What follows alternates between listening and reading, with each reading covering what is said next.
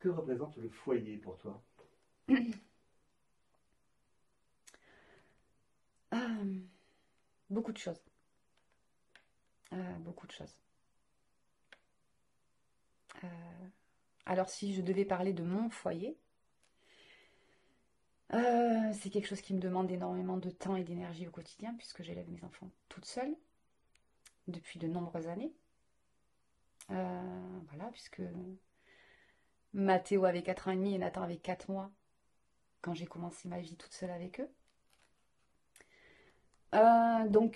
Oui, le foyer, c'est quelque chose d'important pour moi. Ça a été une priorité pour moi pendant des années. Et c'est ce qui fait aussi ma force, je pense, ma force de caractère et la personne que je suis aujourd'hui, j'imagine. Mm. Et le foyer, c'est beaucoup d'amour, beaucoup de partage. C'est beau. C'est dur, mais c'est beau. Parmi tes créations, quelle est ta plus grande fierté? Bah, création, je sais que je suis pas toute seule, mais je dirais quand même mes enfants. Mais je les ai pas fait toute seule, on est bien d'accord. Mais quand même, on porte nos enfants pendant 9 mois. On les met au monde.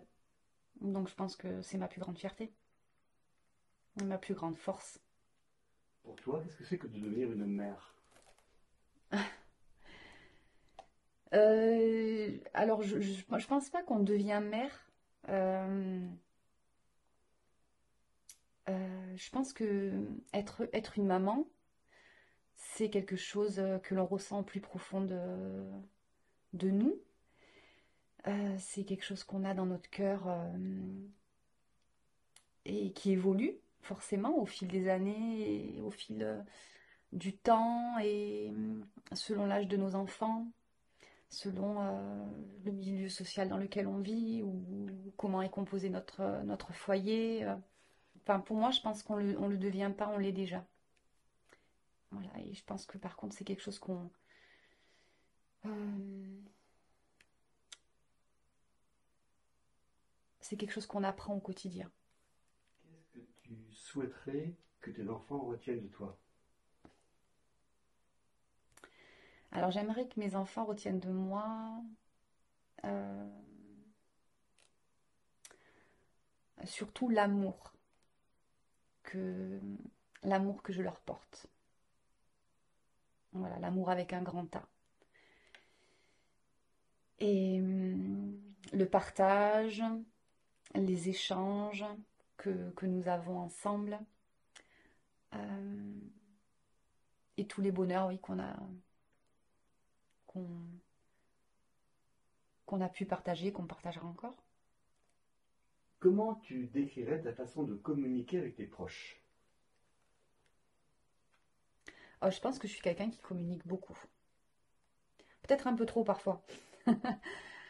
Peut-être un peu trop avec mes enfants. Parce que quand on est trop dans la négociation avec eux, parfois ça devient compliqué.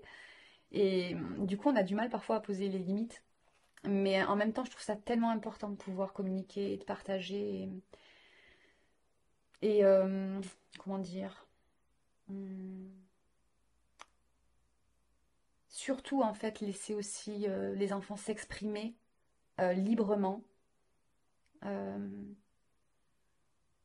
je fais pas la différence entre la communication avec un adulte ou avec un enfant, hein, quel qu'il soit d'ailleurs. Je trouve qu'on a tous le droit on a tous le droit d'avoir une opinion différente, on a tous le droit de ne pas penser la même chose. Et je trouve que la communication, c'est ce qu'il y a de plus important pour essayer de se comprendre dans la vie de tous les jours. Et ça, c'est valable pour tout le monde, j'imagine. Enfin, je pense que c'est primordial pour se sentir bien et que tout le monde se sente bien au sein au sein de la famille. Moi, je ne pourrais pas ne pas communiquer avec mes enfants. C'est quelque chose d'impensable. Et ils connaissent mes joies, ils connaissent mes peines. Euh, je, je ne cache pas à mes enfants des choses parce qu'en plus, je trouve que parfois on n'a pas besoin de parler, le regard ou en dit tellement que après on peut même éventuellement se poser des questions et je préfère être entière et dire bah oui aujourd'hui je suis triste, c'est pas une journée sympa, bah ça arrive à tout le monde Voilà, je trouve que ça, le poser, c'est extrêmement important. Extrêmement important. Je pense que c'est un équilibre. Tu as pas mal parlé de tes enfants, mais on n'a pas évoqué le papa de tes enfants. Ah ben, le papa de mes enfants, je ne peux pas dire qu'il était présent. Il est parti, enfin, il est parti à la naissance de Nathan, hein, quasiment, donc ça a été une séparation très difficile, euh, qui pour moi n'a pas été assumée euh, pour plein de choses. Il est, je n'ai pas eu la possibilité, la chance de pouvoir communiquer par contre avec cette personne-là, malheureusement, enfin avec le papa de mes enfants, parce que c'est pas du tout une personne communicante.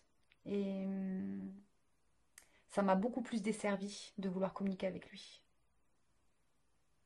Et même si j'ai essayé de le faire au départ parce que c'est dans mon caractère et dans ma façon de faire, je me suis rendu compte qu'à un moment donné, il fallait que j'arrête de communiquer avec lui sur certaines choses.